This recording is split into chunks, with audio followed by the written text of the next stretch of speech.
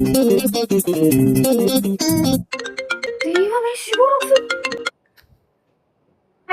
ശിവാനി, ശിവുവാണ്.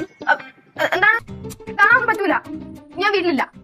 വീട്ടില് അല്ല, ശിവാനിയെ കാണണമെന്ന് മനസ്സിൽ വല്ലാത്തൊരു ആഗ്രഹം തോന്നിട്ട് വന്നതാ. ചെരുപ്പ് പുറത്തിറക്കാൻ ഞാൻ കണ്ടല്ല.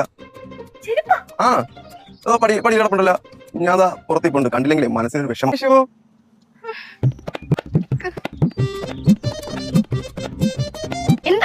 അല്ല ഞാനൊരു ബുദ്ധിമുട്ടായോ?